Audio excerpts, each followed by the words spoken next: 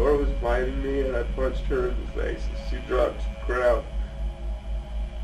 The judge called 30-year-old Jorge Torres a serial killer when he sentenced him to 100 years in prison under a plea deal. I'm doing this case because they was wrong. At about 4:30 p.m., I decided to check on Laura and bring her home. Jerry Hobbs made a verbal confession and signed a typed statement. Torres says he stabbed 8-year-old Laura Hobbs and 9-year-old Crystal Tobias on Mother's Day in 2005. And then went in a rage and stabbed Crystal in the chest today. Torres says he stabbed 8-year-old Laura Hobbs and 9-year-old Crystal Tobias on Mother's Day in 2005. Initial disappearance and suspicions. Picture this, a quiet day in Zion, Illinois, where the summer sun casts long shadows in the park. Laura Hobbs and Crystal, two young girls full of giggles and dreams, hop on their bikes, their laughter echoing through the trees as they pedal away into the afternoon.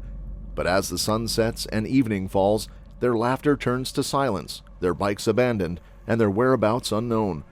What starts as a typical day of play turns into a nightmare for their families and the entire community. Panic sets in as hours pass by with no signs of the girls. The park, once a place of joy, now becomes a haunting scene of desperation as search parties scour every inch, calling out their names into the darkness. Crystal came towards me, and I took the knife from her, and I punched her in the face as she went down. The judge called 30-year-old Jorge Torres a serial killer when he sentenced him to 100 years in prison under a plea deal. Sunday about 3 p.m., I got home with my wife Sheila and our 4 kids from flying kites at the lake. I'm doing this case because they was wrong. Torres, then 16, was friends of Tobias' older brother when the killings occurred in 2014. My daughter asked if she could go out and play with her friends. As the days drag on, fear grips the town like a vice. And then, a twist that chills to the bone. Suspicion falls upon Laura's own father, Jerry Hobbs. The shockwaves reverberate through the tight-knit community, disbelief mingled with horror as whispers spread like wildfire. How could a father be capable of such a heinous act? In a frenzy of interrogation, Jerry's world crumbles around him. The weight of suspicion crushes him, and under the relentless pressure, he confesses to the unimaginable, the slaying of his own daughter and her friend. The town stands frozen in disbelief, their worst fears realized in the confession of a father driven to madness. But even as Jerry's words hang heavy in the air, doubts linger like shadows in the night. Could a father truly be capable of such monstrous deeds? Or is there something more sinister lurking in the darkness, waiting to be uncovered? The disappearance of Laura Hobbs and Crystal is not just a tragedy, it's a chilling tale of innocence lost, and the terrifying realization that sometimes the ones we trust the most can harbor the darkest secrets. Discovery of the real culprit. Years have passed since the disappearance of Laura Hobbs and Crystal, their memory fading like whispers in the wind. But just when the darkness of uncertainty threatens to engulf the truth forever, a glimmer of hope emerges, a breakthrough that sends shockwaves through the community. DNA evidence, a silent witness to the horrors of that fateful day, emerges from the shadows, revealing the true face of evil, Jorge Avila Torres. The revelation sends shivers down spines as the once unthinkable becomes undeniable. Avila Torres, a name synonymous with terror, is unmasked as the perpetrator of the unspeakable crimes that shattered lives and tore families apart. But the chilling truth doesn't end there. Avila Torres, already locked away for other violent offenses, emerges as a twisted figure of nightmare, a predator lurking in the shadows, preying on innocence with cold, calculated malice. His mere existence sends ripples of fear through the hearts of those who dare to remember. At about 4:30 p.m., I decided to check on Laura and bring her home. Give them a fine, and they just kept going forward with it. Still grounded. After stealing, she was $40. At Joint Base Meyer Henderson Hall in Arlington, Virginia. Matt Uris for CBSChicago.com.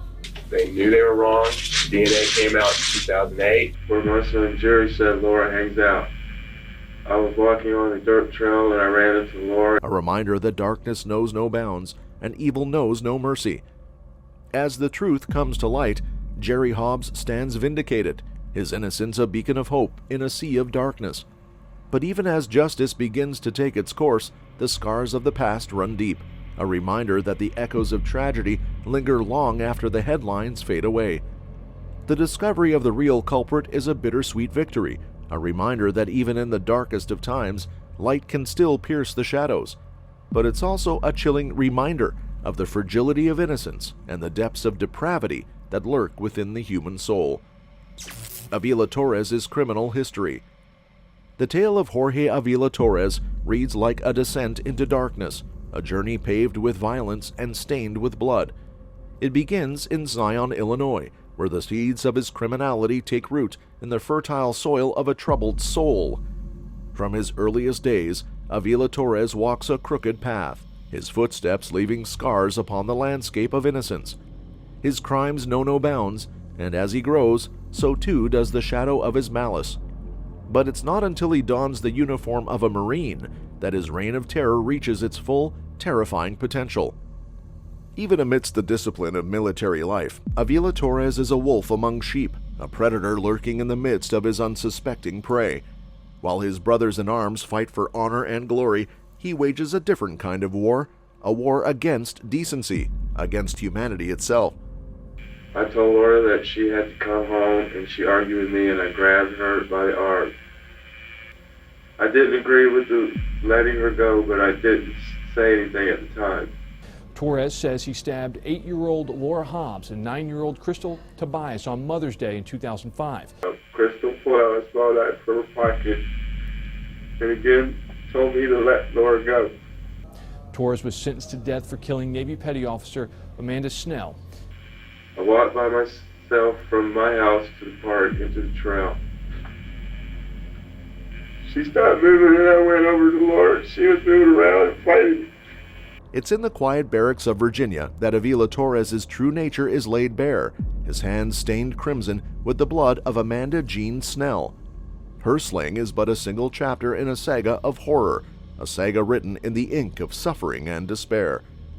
But even as the walls of justice close in around him, Avila Torres remains unrepentant, his heart a blackened void, untouched by remorse. For him, the cries of his victims are but a symphony of conquest, a testament to his power and his depravity. The tale of Avila Torres is a cautionary one, a warning whispered in the night, a reminder that evil walks among us, wearing the mask of a man. And though his story may be written in the blood of the innocent, it serves as a grim reminder that the darkness within us all is a force not easily reckoned with. Arrest, trials, and sentencing.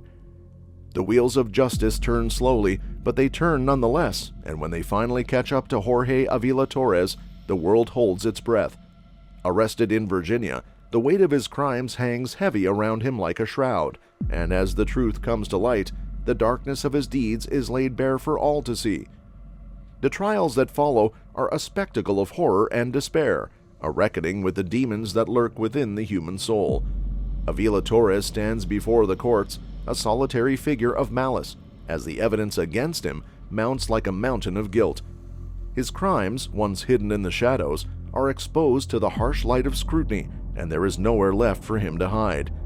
But even as the gavel falls and the verdict is rendered, the specter of his crimes looms large, casting a long shadow over the hearts of those who dare to remember.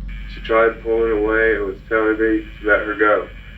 Crystal also telling me to let Laura. Laura was fighting me and I punched her in the face. She dropped to the ground and then went in a rage and stabbed Crystal in the chest and neck. I punched her in the face again and stabbed her. For Avila Torres, justice is a cold and unforgiving mistress, and her sentence is swift and merciless. Multiple life sentences, a demise sentence, the words hang heavy in the air, a grim testament to the magnitude of his sins. And yet, even as he is led away to face his fate, there is still a chill in the air, a sense of unease that lingers like a ghost. For the tale of Jorge Avila Torres is not just a story of crime and punishment, it is a cautionary tale, a reminder that evil walks among us, wearing the face of a man. And though justice may have its day, the scars of his deeds will remain, etched forever in the hearts of those who dare to remember. Impact and closure. The echoes of tragedy linger long after the headlines fade, but amidst the darkness there shines a glimmer of hope, a beacon of light in the shadow of despair. With Jerry Hobbs' exoneration, the wheels of justice finally turn in his favor, a long-awaited vindication that heralds a new dawn for Lake County's justice system. The impact is profound, reverberating through the halls of power and the hearts of the community. Legal reforms take root, ensuring that the mistakes of the past will not be repeated and that innocence will never again be sacrificed on the altar of suspicion. But perhaps the true measure of closure comes not from the halls of justice, but from the hearts of those who have suffered the most. For the families of Laura Hobbs and Crystal, the sentencing of Jorge Avila Torres is a bittersweet victory, a final reckoning with the darkness that once threatened to consume them whole. Early in that investigation, the evidence pointed to Jerry Hobbs. I was walking on a dirt trail and I ran into Laura and her friends Crystal on the trail. Jerry Hobbs made a verbal confession. He signed a typed statement. She had to come home and she argued with me and I grabbed her by the arm. Laura was fighting me and I punched her in the face and she dropped to the ground. With his fate sealed behind bars, there is a sense of peace, a closure that comes not from vengeance, but from knowing that he can never again harm another soul. And though the scars of their loss will never fully heal, there is solace in the knowledge that justice has been served and that their loved ones can finally rest in peace. In the end, it is a story of resilience and redemption, a testament to the power of the human spirit to overcome even the darkest of trials. And though the road may have been long and fraught with pain, the journey ends with a glimmer of hope, a light in the darkness that shines bright, guiding the way towards a better tomorrow. That's all for this video, folks. See you next time.